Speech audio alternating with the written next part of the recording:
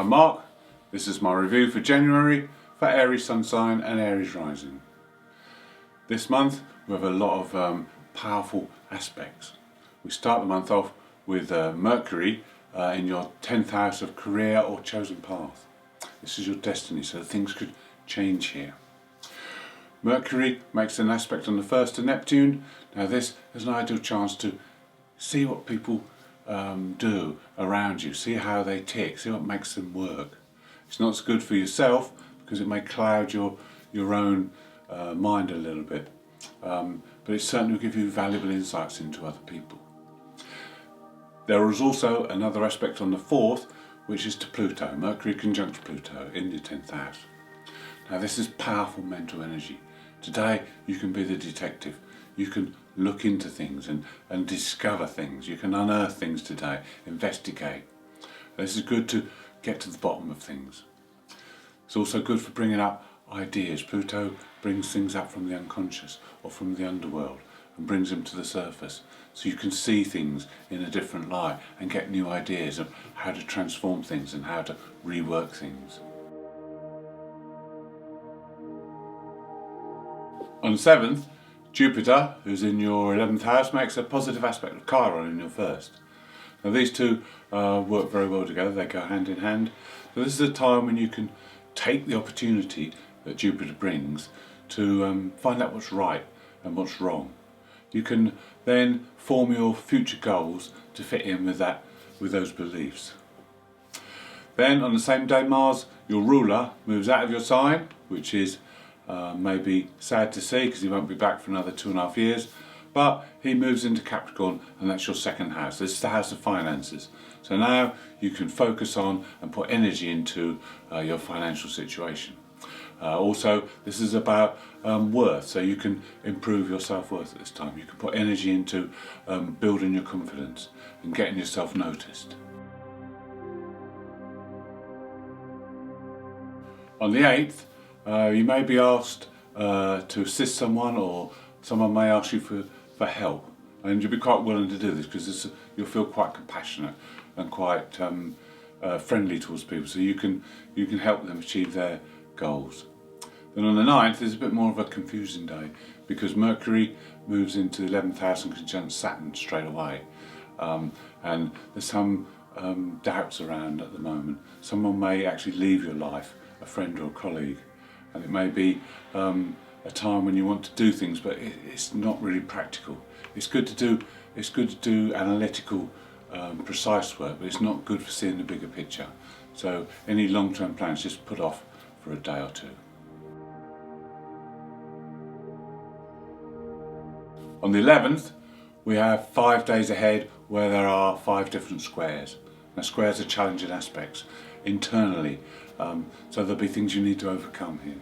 We start off on the 11th with a positive aspect to Jupiter from Mercury, where you'll be enthusiastic and you'll want to take advantage of opportunities. Well, we have also on the 11th is Mars square Saturn, and this is a very difficult aspect because Mars energy wants to move forward and take these opportunities, but Saturn holds back and restricts, and it could be very frustrating. Now if you have any fears that come up at this time, these fears are coming up from within. These are self-made fears. These are fears that you need to overcome with this challenging aspect before you can move forward. But you need to be very careful. You need to not overlook things, because if you're careless, you have little chance of success. On the 12th, it will be a very interesting day. We have 3 squares on that day. The first, between Mercury and Uranus, means that you won't be able to stick to your planned routine. There'll be sudden changes, so you need to be flexible. If you try and stick to your plans, you may get stressed, and then accidents can happen if you're not concentrating. You could come up with some good ideas on a day like this because Mercury and Uranus are both linked to the mind. So great things could come through from the mind, especially regarding finances and maybe how you could make more money, because Uranus is in the 2nd house of finances for you. The other square is Venus. Venus is square to Chiron. Venus is in the 10th house. So it's a chance to heal any rifts with authority figures, bosses, or people like that. And then the last one is Neptune squaring the North Node. Now Neptune is in your house of the unconscious. The North Node is about our way forward, so there'll be messages coming through from the unconscious here. There'll also be a dissolving of illusions, and maybe that things that you've learnt and believed in the past haven't actually been all what they've been said to be. Neptune will dissolve these illusions, so you'll be able to see clearly, and then you'll let your true self come through, and you can be who you should be, and not who other people have tried to shape you into being. On the 13th, we have a new moon. This new moon is in your 10th house, and it's also in Capricorn. In Capricorn, it's cardinal new moon, so it's about achieving, attaining goals. It's a good time to set new plans into operation, especially if you're thinking of the business side of things. The 10th house is about your standing. This is a good time to increase your public standing. This is a time to gain some self-mastery and to put yourself out there. The new moon is also conjunct Pluto, so there's a powerful element added to this new moon. It's a good time for self-mastery. It's a good time to bolster your confidence and your power. You may meet someone or come up against someone at work or on your chosen path that challenges you, that wants to take power over you. They think they're doing it for your own good, but they're not. This is their ego coming into play, so you need to avoid this. Also, you could come up against something that needs fixing, something that's broken and needs drastic change. Pluto is transformative. It's a good time to change these things and fix these things so that they go smoothly in the future.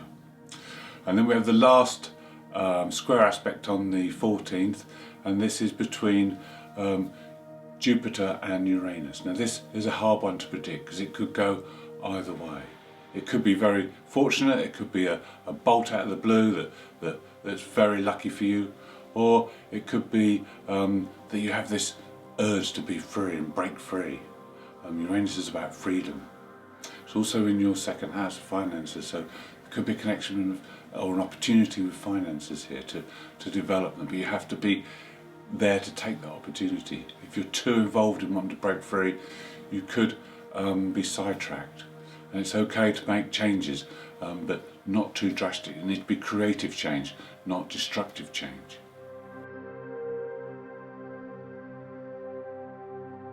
Between the 19th and the 23rd, Mars makes two very important but very different aspects. The first one is a conjunction with Uranus. Now this is a very explosive aspect because Mars and Uranus together makes sudden impulsive actions come to the fore. This is a very difficult time because this is a rebellious aspect. This is one where you want to break free. In contradiction to this, Mars also squares Jupiter, and this is for a week on the 20th. Now this aspect is about opportunity. It's almost like you have the Midas touch. Everything you touch will turn to gold. You feel very lucky, very fortunate. So this is an aspect whereby you need to act carefully. Don't be too impulsive. Don't do anything too drastic because you may miss opportunities. You need to channel the energy in a creative way and not in a destructive way. We had this earlier in the month, and this is the theme of the month, to use the energies creatively and to channel them for your benefit. With the Jupiter aspect, it's all me, me, me. Now, you're an Aries anyway, so this is quite apt for you because you are impulsive. You are sometimes leaping in where angels fear to tread. So you need to moderate this energy. Mars is your ruler. He's going to be very forthright for you. This is in the second house of finances, so you can't be taking gambles now. You need to act responsibly. Use the opportunities of Jupiter. Also use the rebellious side of Uranus to get things moving, but not to act too suddenly.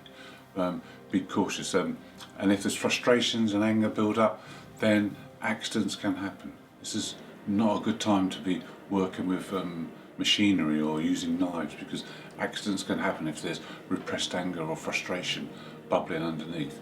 So channel the energy well and get it working in your favour.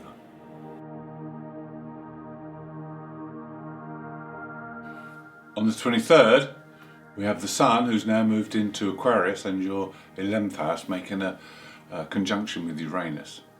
Now, the same day, Mercury makes a sextile with Neptune in your 12th house. So, unconsciously, Mercury will be wanting to have some fun, daydreaming, fantasizing, doing something creative. But with the Sun and Saturn, they are telling you to get on and do all those things you've been putting off for a while. So you need to resist the pull of Mercury trying to have fun and daydream, and get to grips with Saturn and the Sun, so you can get things done, get things organised. This is a good time also to work with other people. This is your 11th house. This is a time when you can focus on your goals. Get all those things done that will benefit you in the long term. Then, a day later, the Sun makes an aspect to Chiron. Chiron's the wounded healer. So this is a time when you can spend time with others, talking to others, friends, colleagues, about things that have been going on in the past, so that you can relate to each other and go through your experiences together, because you probably find people at this time that have been through similar experiences to you. It's a good way of getting things out in the open.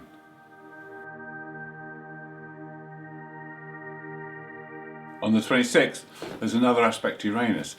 There's many to Uranus this month. This is what makes January so unpredictable. This time it's the Sun.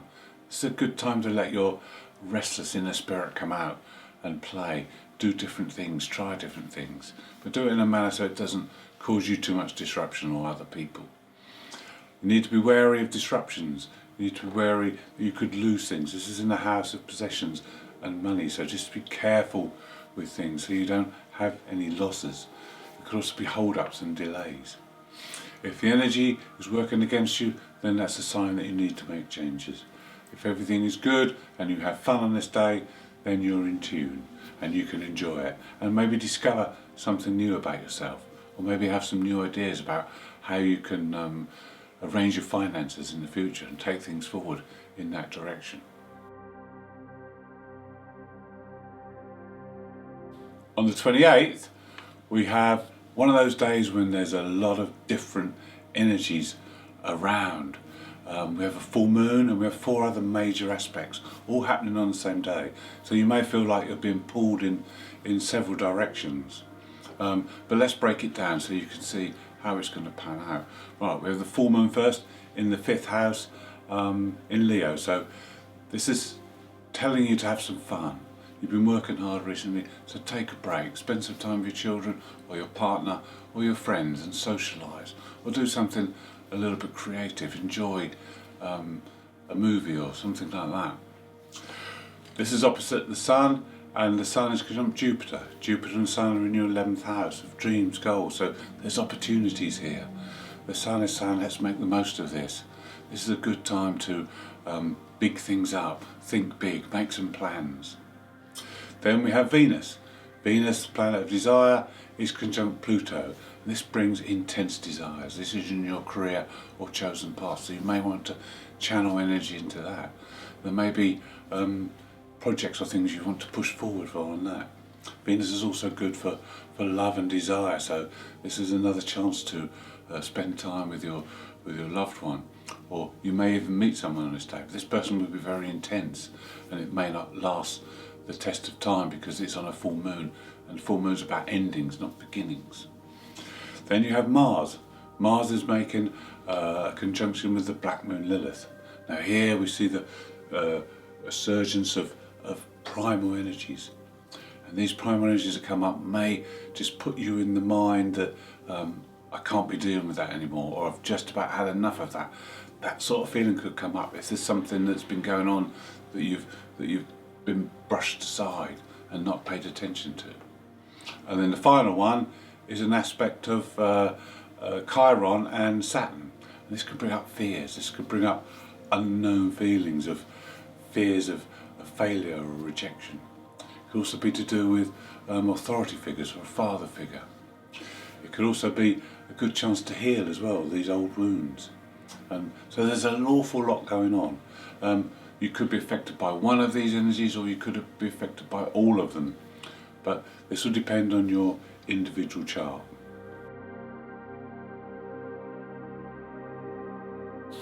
And on the 30th, the Sun makes the final aspect, and this is to the Black Moon Mars conjunction we spoke about a minute ago. Now the Sun will shed a light on the problems here. If there are any problems, it will highlight them, and you'll be able to see them very clearly. No matter how painful, you'll be able to see the truth.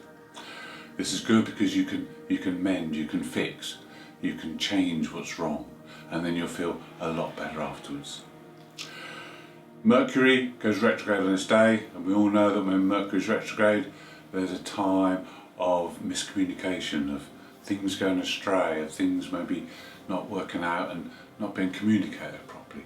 We have 3 weeks of this, so if you need to get any paperwork done or anything finished like that, do it before the end of January, because in February it will be a lot more difficult.